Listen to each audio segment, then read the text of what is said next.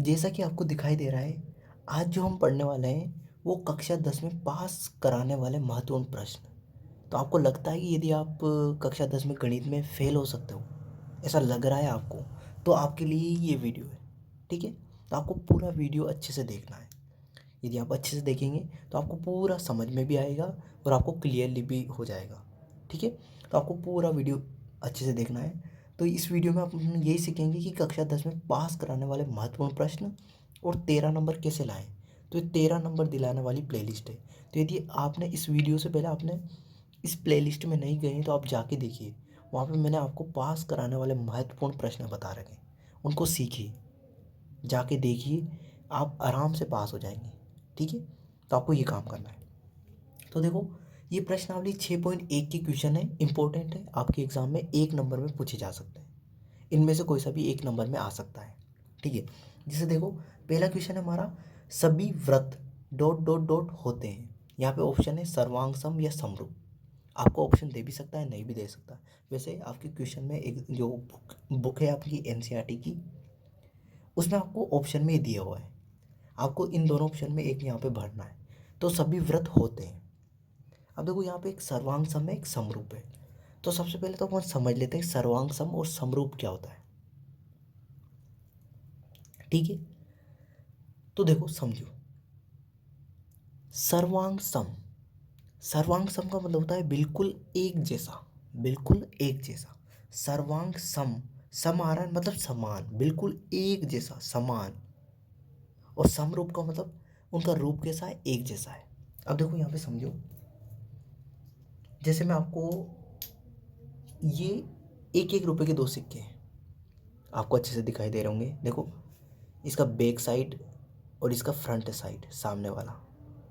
ठीक है, ठीक है, ये आपको अच्छे से दिखाई दे रहा होगा, ये एक, ये आगे का और पीछे का, और इसका ये पीछे का और ये आगे का। तो ये दोनों सिक्के ना आपको एक जैसे दिखाई दे रहे होंगे। ठीक है, बिल्कुल एक जैसे। ठीक है, ये देखो बिल्कुल एक जैसे हैं ये, बस इसमें सन अलग अलग लिखा हुआ है, जैसे इसमें 1998 और इसमें 2003। ठीक है, तो सन भी आप एक जैसा मान लो, दोनों का सन क्या है, एक जैसा है। तो जो भी एक जैसे हो ना, बिल्कुल एक जैसे, कोई भी अंतर नहीं हो उनमें, कोई भी अंतर नहीं हो। ठीक है, बिल्कुल एक जैसे, जैसे उनके कोण भी समान हो, उनकी आकृति बिल्कुल एक जैसी हो, हर एक स्थिति में, हर जगह एक जैसा। जैसे 1 रुपये के सिक्के देखो, पीछे और आगे दोनों एक जैसे हैं। ठीक है, तो इसको क्या बोलते हैं, सर्वांग सम। ऐसी आकृतियाँ जो बिल्कुल एक समान हो, उनको क्या बोलते हैं, सर्वांग सम।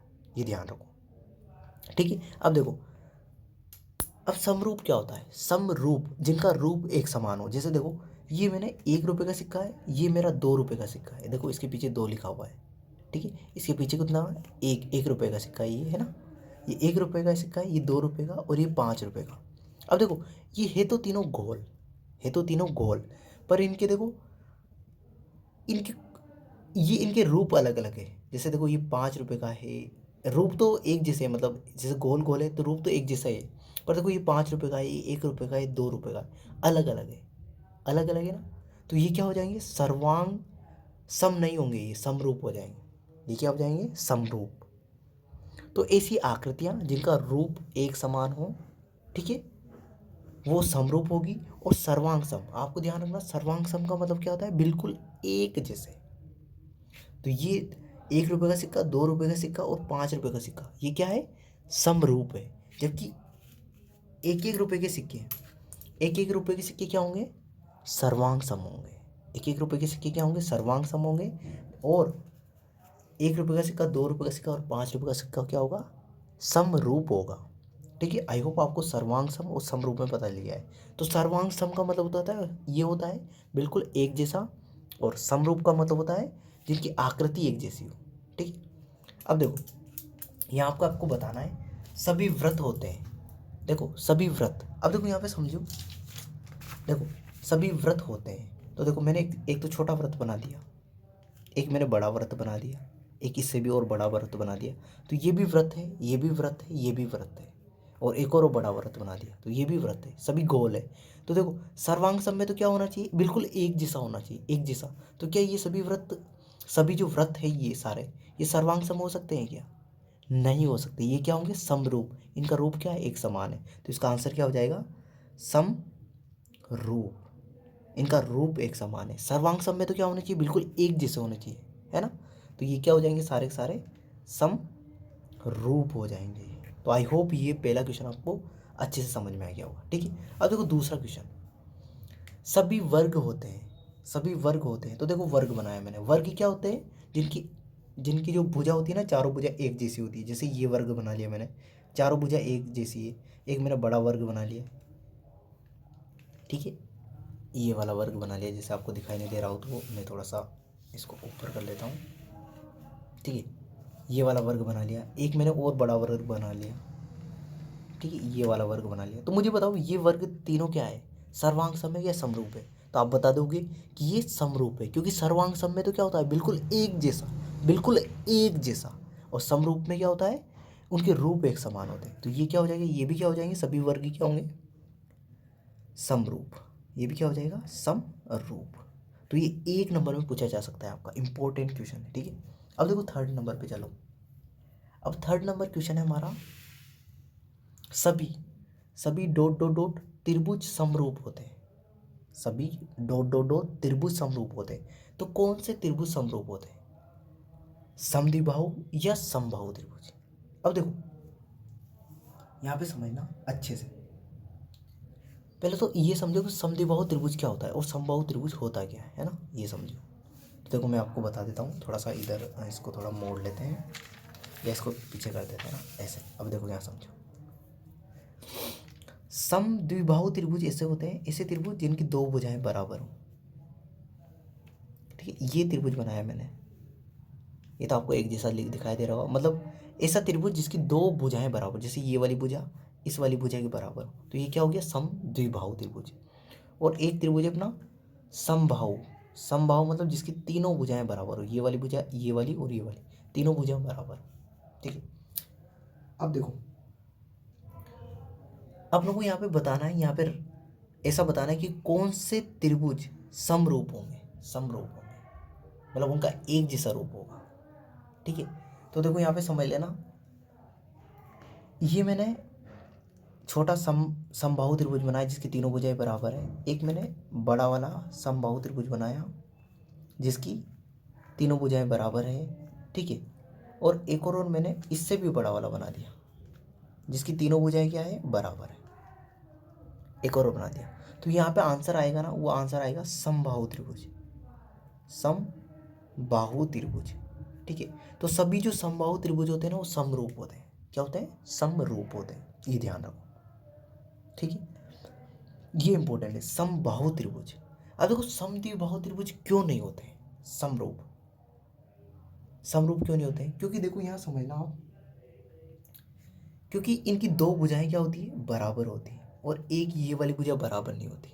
सबसे बड़ी कंडीशन तो ये होगी यहाँ पे, ठीक है। अब देखो मैंने जैसे ये त्रिभुज बनाया, इधर समझना। जैसे मैंने एक ये त्रिभुज बनाया, ठीक है। इसकी ये दोनों भुजा बराबर है और ये वाली भुजा अलग है, ठीक है। अब देखो ये वाली भुजा छोटी भी हो सकती है, बड़ी हो सकती है। जैसे मैंने एक छोटा त्रिभुज बनाया, जैसे ये एक त्रिभुज है, एक मैंने छोटा त्रिभुज बना लिया, छोटा त्रिभुज। जैसे ये वाला त्रिभुज, जिसे इसमें ये तो चलो छोटा अजीब सा दिख रहा है, समझो इसे। यहाँ पे और अच्छे से क्लियर कर रहा हूँ मैं, आपको समझना।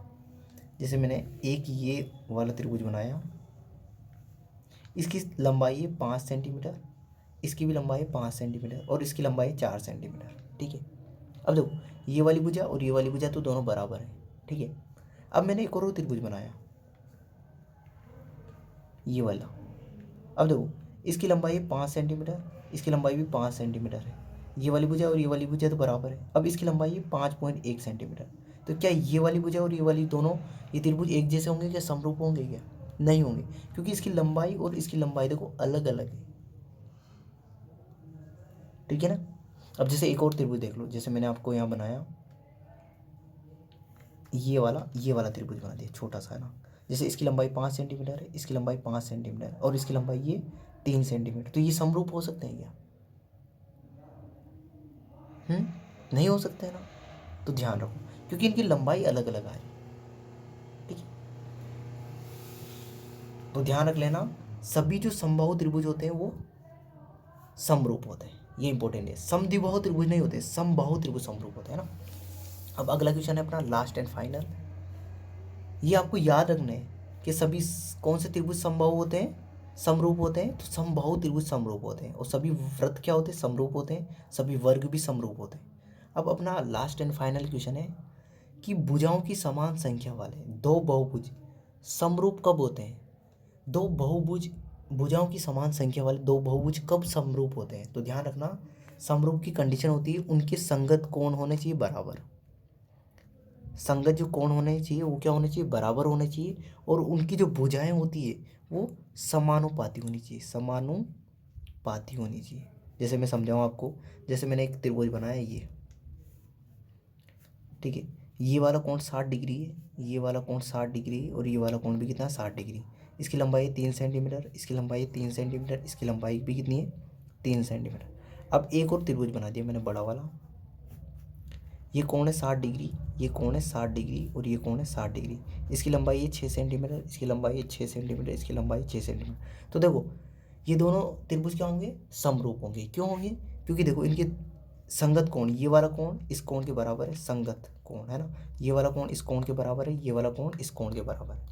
संगत कोण बराबर है। उनकी भुजाएं, जैसे ये ABC मान लिया मैंने, और ये DEF मान लिया। तो देखो AB की लंबाई कितनी है, 3, ठीक है।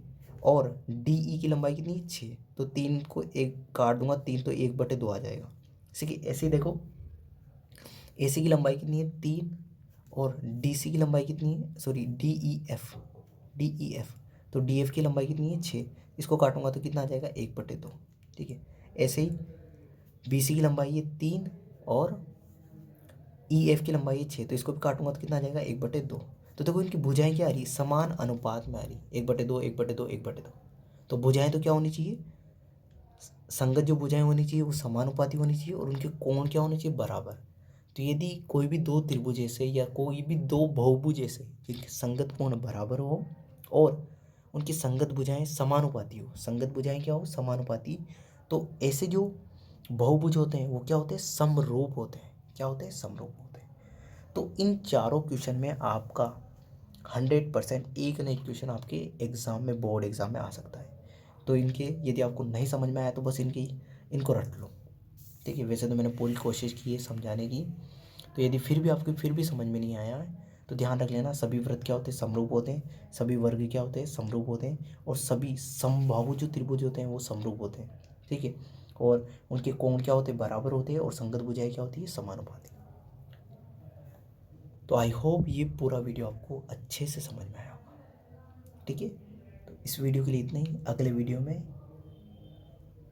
अपन सीखेंगे कि 13 नंबर दिलाने वाली प्लेलिस्ट के लिए कौन से क्वेश्चन बनेंगे, और कक्षा 10 में पास कराने वाले जो महत्वपूर्ण प्रश्न हैं उनमें अगला क्वेश्चन पढ़ेंगे, ठीक है।